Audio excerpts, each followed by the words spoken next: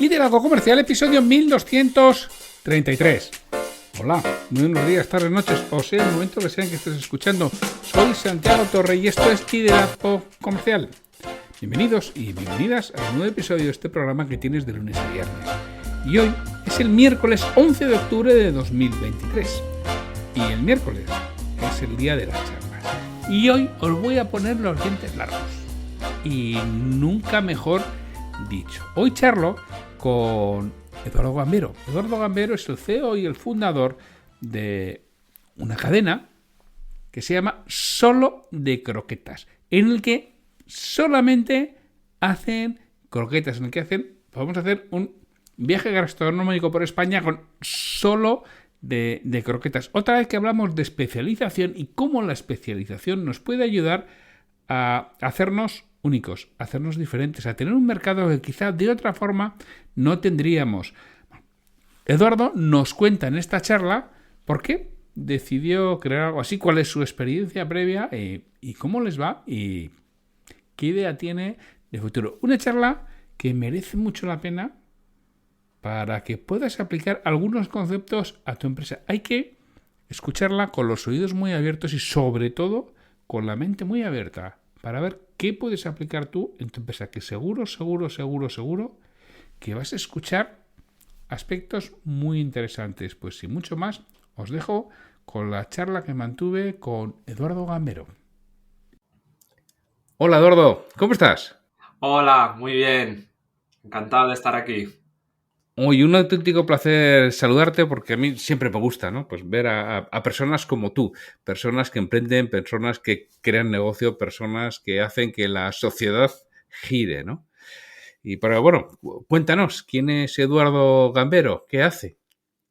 Pues Eduardo Gambero es CEO y socio fundador de Solo de Croquetas. Solo de Croquetas, para el que no nos conozca, somos un e-commerce, una tienda online de croquetas, que además también tenemos restaurantes físicos en Madrid especializados únicamente en croquetas. ¿Solo en croquetas? ¿No servís más que croquetas? Sí, eso es. Tenemos uno de los tres restaurantes es un poco más grande y ahí a veces probamos algún otro entrante diferente, hacemos nuestros pinitos con una tortilla de patata y tal, pero está centrado en las croquetas. Tenemos más de 30 variedades de croquetas y la gracia es que tenemos una representación gastronómica de cada comunidad autónoma en forma croquetera. Uh-huh. Entonces te puedes encontrar sabores tan originales como la croqueta de cachopo, representación de Asturias, la croqueta de sobrasada de Mallorca con queso de Mahón, croqueta de mojo picón de las Canarias, zarangollo murciano. Además es una carta viva, está continuamente introduciéndose sabores nuevos. ¿Y se puede vivir solo de vender croquetas? Eso intentamos. Porque vamos, tenéis una competencia durísima vendiendo croquetas. Pues claro, tú ten en cuenta que estás compitiendo con las madres y las abuelas. O sea, que eso no es fácil, ¿eh? No es nada fácil. Sí, la verdad contra ellas no se puede competir directamente, al final somos más un sustituto. Cada vez cuesta más que tener acceso a las croquetas de las madres o las abuelas, están más ocupadas o ya no hay esa regeneración y la gente sigue queriendo disfrutar de una croqueta de la calidad como la que tomaba en casa y o no sabe hacerlas o no tiene el tiempo para poder hacerlas. Entonces ahí es donde entramos nosotros.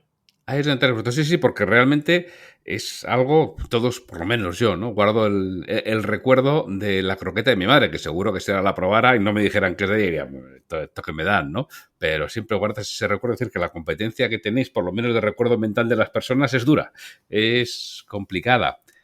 Y a mí, yo he estado viendo tu LinkedIn, ¿no, Eduardo? Y yo veo que estudias en ICADE, tienes una licenciatura en Derecho, una diplomatura en ADE, es decir, además ICADE, vas muy centrado al mundo corporativo, ¿no? Hacer lo que los caros nos dicen. Tú estudias una buena carrera, te colocas en una de las Big Four a ser posible y a partir de ahí ya donde llegues. Y veo que de eso nada, ¿no? ¿Qué es lo que te hace decidir hacer otras cosas y emprender? Yo empecé muy joven a emprender, aunque en el LinkedIn no aparezca todo. Ya con 16 años monté mi primera empresa de clases particulares, llamada El Profe en Casa, y lo que hacíamos era pues asistir a alumnos. Empecé como entrenador de baloncesto y entrenaba en muchos clubes diferentes, tenía acceso a diferentes estudiantes de diferentes edades y muchos amigos que queríamos sacarnos un dinerillo para hacer nuestros viajes y nuestras cosas, y con eso empieza El Profe en Casa, que fue mi primer emprendimiento. Y de ahí nunca dejé de emprender y probar cosas nuevas, siempre compaginándolo con la carrera que has comentado. Después hice un máster. Entonces, cuando yo termino Derecho, ya tenía mi primer negocio de hostelería. Habíamos montado un bar cerca del Bernabéu que se llama Penalty Lounge Bar. Y siempre fui trasteando y haciendo muchas cosas, compaginando uno y otro. No tenía claro dónde me iba a enfocar del todo, aunque tenía ese gusanillo emprendedor. Ya había, dentro del derecho, había hecho prácticas en Cuatro Casas, Deloitte, y yo me di cuenta rápido, por lo menos así lo percibí, que si tú querías triunfar como abogado, tenías que especializarte en una cosa y vas a estar viendo siempre lo mismo. A mí me gustaba cambiar. Entonces dije, bueno, si tiene que ser algo de derecho, prefiero que esté relacionado con Internet, porque al final es algo vivo, que cambia. El derecho siempre evoluciona, pero encima con nuevas tecnologías todavía más. La sociedad siempre va más rápido que la regulación. Entonces dije, venga, algo de derecho relacionado con Internet. Pero para eso pregunté a mis profesores, me acuerdo de Davara, que era el que había hecho la ley de protección de datos. En esa época fuimos su último curso en ICADE y ya se jubiló. Y me dijo, tú ya conmigo has visto mucho tema de protección de datos, te recomiendo que hagas un máster más centrado en Internet, en emprendimiento, que no tenga nada que ver con derecho, porque tú ya tienes la formación y así te vas a enriquecer más y vas a poder aportar más como abogado. Entonces hice el MIP del ISDI y está muy enfocado también a emprendimiento, y cuando acabé el máster lo último que quería ser es abogado. Entonces, a raíz de ahí empezamos a emprender en muchos nuevos proyectos y fue un poquito ahí cuando hice el clic de apostarlo todo a uno de los dos lados, que siempre lo había ido compaginando ambos. O sea que quizá esa, no voy a decir obsesión, ¿no? Pero esa fijación de hacer algo muy especializado, muy nicho, viene ya de la carrera de abogado, a pesar de lo que nos pensamos, ¿no? Porque solo croquetas es muy nicho. Sí, sí, yo creo que ahí puede ser un poco cuando me di cuenta que al final es más fácil triunfar si te especializas en algo. Es que fíjate que es la idea que tenemos muchos que emprendemos y muchos vendedores en la cabeza, ¿no? Y dicen, no, si es que lo mío se lo puedo vender a cualquiera puede ser mi cliente, y nos negamos y nos cuesta mucho especializarnos, ¿no? Y llevo ya hablando varias charlas con gente que emprendéis muy de nicho, ¿no? Y cómo decir, no, es que precisamente el especializarme es lo que me permite diferenciarme y tener un negocio rentable, ¿no? En vuestro caso, ¿se nota esa especialización en solo de croquetas? Claro, o sea, totalmente. Si estás centrado, sobre todo al principio, porque a mí yo también siempre me gusta decir que Amazon empezó vendiendo solo libros, entonces que luego nunca se sabe, pero tienes que empezar por algo y hasta que no lo domines, hasta que no lo hayas llevado hacia el máximo exponente, no empieces con otras cosas. O sea, el mundo de la croqueta es muy grande, es un mercado solo en España de más de 7.000 millones de euros. Entonces nos queda mucho recorrido ahí, que no quiere decir que a lo mejor en un futuro ampliemos a otros productos, o nunca se sabe, la vida da muchas vueltas, pero hasta que no hayas dominado algo, yo soy de seguir ahí. Por curiosidad, ¿cómo lo producís? ¿Es una producción artesanal? ¿Es una producción industrial? O como decía un cliente, que me hizo gracia por la forma de producir que él tenía, que le habían dicho que era una producción, no recuerdo la frase, que era justo el cambio de lo artesanal a la primera industrialización, ¿no? Porque efectivamente, pues él había montado, en este caso, un obrador, pues a finales de los 80, y justo era ese cambio que hacían parte artesanal y parte industrializado. ¿Vosotros cómo lo hacéis? ¿Todo artesanal o...? O sea, al final es que ¿qué es todo artesanal? Porque si ya usas ollas que sean más grandes de la de casa, ya se consideraría industrial. O sea, lo que nosotros no es industrial porque no lo tenemos todo mecanizado y hay Vale. muchos procesos de la croqueta que necesitamos estar ahí siguiendo a mano, dando las vueltas a mano. Además, nosotros tenemos la peculiaridad que nuestras croquetas son todas sin gluten, ¿vale? Y entonces ese es un producto más delicado de trabajar. El gluten es un elastizante natural y si tú le quitas ese gluten y quieres conseguir la misma textura de las croquetas normales, que es un reto complicado que nos costó mucho conseguirlo, el producto es mucho más delicado. Entonces las típicas máquinas de croquetas en serie que te pueden hacer para supermercados pues grandes no sirven para nuestro producto. Y entonces cuando quieres ya salirte un poco de la croqueta de supermercado, tiene que ser artesanal, si no, no consigues hacer. Seríamos como las croquetas que hacen en restaurantes. Pues al final un restaurante estrella Michelin eh, usa maquinaria para hacer esa croqueta, pero nadie diría que es una croqueta industrial. Por lo que te digo, tú has hecho muchas croquetas, ¿no? O sea, no solo has tenido la idea, también has estado manos en la masa. Pues no te creas, ¿eh?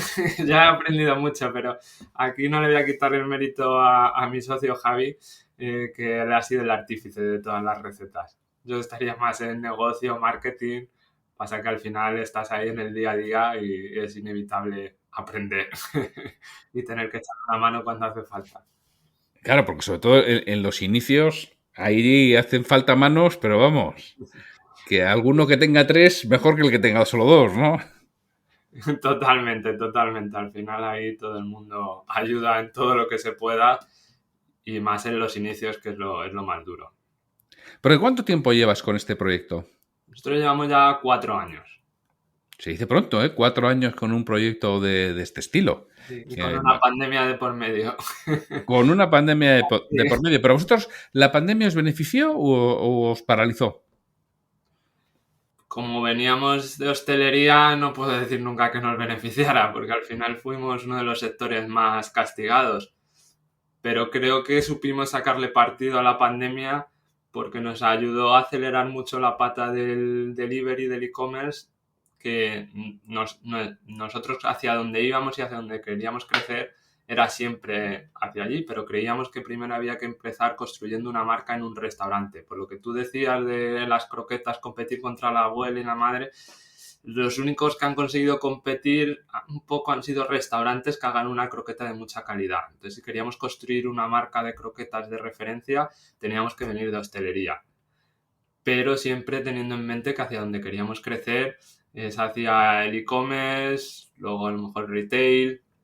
Entonces, veníamos de hostelería y la pandemia nos perjudicó, pero nos ayudó a acelerar y centrarnos en la otra pata del e-commerce que no estaba avanzando tan rápidamente como la del restaurante. Y ahí, como no nos quedó otra, ¿Y pues, ahora qué pata es más fuerte? ¿La del restaurante físico o la del e-commerce?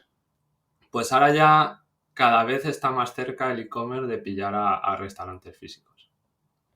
Porque la gente va allí a comer croquetas, pero entiendo que eso lo toma un poco de tapa, ¿no? Las croquetas, y entiendo que tomará alguna bebida. No, al contrario. Hemos conseguido reinventar el concepto de comer croquetas y la gente viene a hacer lo que llamamos la crocata, que es una degustación de 8 croquetas, 6 saladas y 2 dulces. Al final es una experiencia gastronómica completa, entrante croqueta, principal croqueta, segundo y postre también croqueta. Como las recetas son muy variadas, al final estás tomando platos diferentes en forma de croqueta y es una experiencia muy completa y muy rica. Lo que queríamos era precisamente no quedarnos ahí solo en el tapeo. Queríamos crear un modelo de negocio que fuera una experiencia completa, tanto en el restaurante como en tu casa. Que es cuando tú pides croquetas, sirva para cenar o para comer solamente croqueta. Se puede compaginar con otras cosas, lógicamente, pero que la idea era que el que quisiera experimentar la experiencia completa no sintiera que estaba coja, que le faltaba algo, que necesitaba apoyarla con más alimentos. Pero las croquetas cuando las pido en casa, ¿las enviáis ya fritas o las tengo que freír y por lo tanto destrozar yo? Tenemos las dos opciones. Refrigeradas y que tengas que freírlas tú, las enviamos a toda la península. Y fritas, es lo que estamos ahora creciendo y ayudándonos de puntos físicos, porque ahí la logística, claro, tienes que estar cerca del cliente. Entonces, a día de hoy no estamos en toda España. En Madrid, Barcelona, Zaragoza, Valladolid, sí que estamos empezando, pero todavía no llegamos fritas a toda la península, aunque es lo que es hacia donde vamos y lo que queremos hacer. ¿Qué es lo que crees tú más importante para un emprendimiento? Que es alguno que nos esté escuchando, ¿no? Que tenga una idea, porque para mí, y las ideas no valen nada, o sea, yo tengo todos los días por lo menos 15 ideas extraordinarias. Lo que vale es la puesta en práctica de la idea. ¿Qué es lo que crees tú que se necesita para poner en práctica una idea? O sea, porque yo entiendo que un buen día, no me digas por qué, te surge la idea de croquetas, voy a hacer croquetas, pero eso ¿cómo se pone a la práctica? Pues lo más importante, desde mi punto de vista, es empezar. En cuanto tienes la idea, usa esa energía, esa ilusión que tienes y empieza ya a hacer algo. Aunque no sea lo correcto, aunque no sepas bien lo que estás haciendo, pero hasta que no te metes en faena, no sabes de verdad lo que hay que hacer. Incluso ya llevando mucho tiempo, tampoco aciertas, tienes que cambiar, tienes que probar cosas diferentes. Entonces, cuanto antes empieces a experimentar, a probar, a equivocarte, a hablar con no sé quién, a intentar aterrizarlo, mejor. Porque si no, luego muchas veces esas ideas, como tú decías, no valen nada. Y no valen nada no porque no sean buenas ideas, sino no valen nada porque no se han llevado a la práctica. Entonces, la única forma de llevarlas a la práctica es empezar. Nunca vas a encontrar el momento perfecto. Ah, ahora ya lo tengo claro, cómo llevarla a la práctica. Ah, era así. No. Hacer, equivocarte, rectificar, ajustar, volver a hacer y volver a insistir, ¿no? Porque las cosas no suelen salir a la primera. No me digas por qué, pero no suelen salir a la primera. Ni Y a la hablando de la primera, ni a la segunda, ¿verdad? Hablando de primera, ¿hay croquetas que tengáis en la carta desde el inicio, que no las hayáis cambiado? Sabores sí, pero la receta ha ido continuamente evolucionando. Vale, es decir, que si yo hoy como una croqueta que la comí hace 4 años es diferente. Sí, sí, desde el inicio sí. Ahora sí que es verdad que ya cada vez las modificamos menos porque ya vamos acercándonos a esa perfección de croqueta que es la que buscábamos, pero siempre hemos sido muy permeables, aceptábamos todo tipo de feedback, lo poníamos en práctica, cambiábamos esto, probábamos tal, a ver cuándo funcionaba. Y de hecho, por ejemplo, para que te hagas una idea, la croqueta de jamón, que es la croqueta más emblemática que todo el mundo te va a comparar, hasta después de 2 o casi 3 años no nos atrevimos a meterla en la carta. Hasta que no nos sentíamos ya con confianza de verdad, oye, ya podemos decir que somos croqueteros expertos, entre comillas, podemos hablarle de tú a cualquier croqueta de jamón, ahora sí que la añadimos. Al principio eran todos sabores que no pudieras comparar directamente con otros. Porque me estás diciendo, yo creo que tienes algún amigo o hermano que odia las croquetas de todas las que ha probado, ¿no? Alguno ya empieza a cogerle manía. Al principio no faltaban voluntarios para todas las catas. Ahora ya cada vez nos va costando más. ¿Y qué tenéis en mente? ¿Tenéis en mente seguir creciendo? ¿Tenéis en mente concentraros más en la parte de croquetas? ¿Qué es lo que piensas, Eduardo? ¿Qué estás pensando como emprendedor? Porque yo ya sé que los emprendedores están siempre en ebullición de ideas nuevas. Hacia donde queremos crecer ahora es hacia el canal Oreca y el retail. Al final nos hemos dado cuenta que dentro de los más de 30 sabores diferentes que tenemos, hay algunos que funcionan mucho mejor y esos son los que queremos ofrecer al canal Oreca, porque hemos detectado ahí que falta mano de obra cualificada para hacer croquetas. No sé si conoces la problemática que hay ahora en hostelería para conseguir mano de obra en general, pues ya encima que sepan hacer croquetas de forma tradicional, eh, es muy complicado. O incluso nos llaman restaurantes, dueños de restaurantes que hacían ellos la croqueta, pero dicen, es que ya no tengo tiempo físico porque como me falta personal yo no puedo dedicarle a la cocina tantas horas para hacer una croqueta. Ya tengo que estar yo ahí fuera controlando y estando encima del personal y no quiero que mi restaurante pierda la referencia de tener una croqueta artesana. Entonces ahí es donde nos hemos dado cuenta que nosotros podemos aportar mucho a esos restaurantes. Y ese es un canal entero nuevo que tenemos por explotar.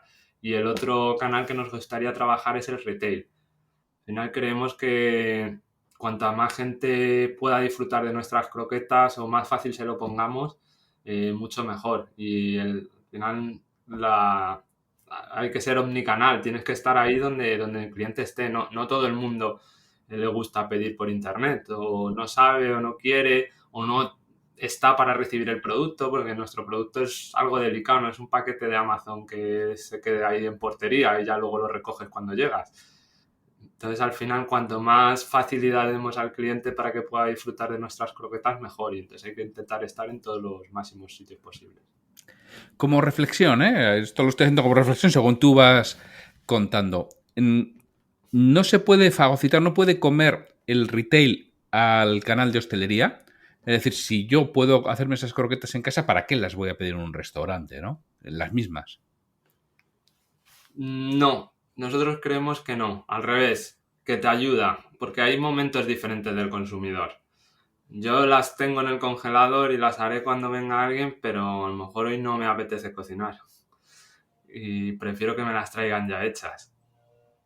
O Vale. voy a otro sitio y hablamos de las croquetas y las quiero pedir ya, y yo las mías las tenía en mi casa. O sea, muchos momentos diferentes. Y luego encima también nosotros tenemos un poco la suerte de que si quisiéramos podemos ofrecer surtidos completamente diferentes en cada canal porque tenemos muchísima variedad de croquetas. Vale, o sea que la idea del crecimiento es más que por franquicias, por Oreca con idea de delivery. Sí, así es. Vale, perfecto. Sí, entonces efectivamente son muy complementarios los dos canales y además, bueno, pues si no abres franquicia, pues el delivery, ahí en la ciudad en la que no abres franquicia, si tienes una correcta distribución con una serie de puntos de venta, bueno, no te estás haciendo tampoco la competencia, ¿no? Con lo cual puede ser un canal que puede entrar siempre y cuando lo entienda, porque yo no voy a decir si son caras o baratas, porque claro, barato depende de la calidad y depende de muchos aspectos, ¿no? Pero lo que está claro es que no tienen el precio de la croqueta de supermercado tradicional. Es decir, no lo sé el volumen. Yo he visto los precios en la web, pero tú me hablas de 8 croquetas para comer, que si ya es una comida consistente, luego tienen que ser de cierto tamaño, ¿no? Sí, no solo el tamaño, sino al final la cantidad de ingredientes que lleva. O sea, como las hacemos artesanales, no usamos ningún potenciador de sabor. Si tú quieres que la croqueta sepa jamón, pues tiene que llevar bien de jamón. Y lo mismo con cada guiso o cada cosa que haces. Entonces, al final, eso hace que la croqueta sea más contundente y luego, lógicamente, en el precio eso se refleja.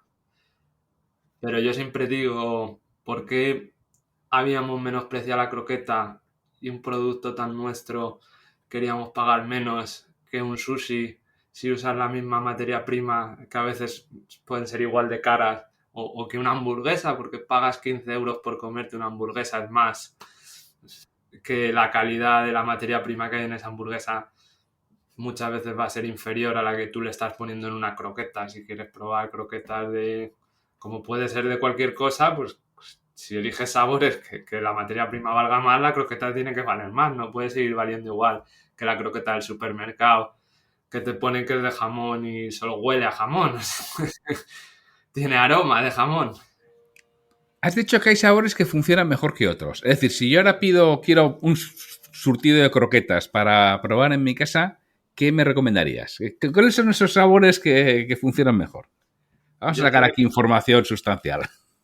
te voy a decir algunos de los que no he mencionado ya, que también eso por supuesto, pero para que veáis un poco la amplitud de variedad. Rabo de toro, no habíamos hablado de ella y creo que deberías probarla. La croqueta de provolone con tomate seco y orégano, esa sorprende muchísimo. La gente le llama la croqueta de pizza. También te recomiendo la de cecina con queso gorgonzola y puerro. Yo- esa es una de mis favoritas. Tendrías que dejar espacio para el postre, que mucha gente se olvida y la verdad es que sorprenden muchísimo. Ahí pues, te recomendaría la de cheesecake y la de Oreo con chocolate blanco.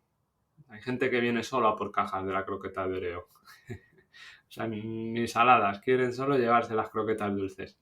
O sea, que hay también croqueta dulce, Sí, sí, sí, sí. que sorprenderá, entiendo. Sí, hay que ser mente abierta, pero luego una vez que las pruebas, te recuerdan, pues, por ejemplo, cuando comes churros que es frito, o cuando comes, por ejemplo, leche frita, o una torrija. O sea, hay muchos postres que te van a recordar luego una vez que los hayas probado. Que sí que se combina el dulce con la fritura.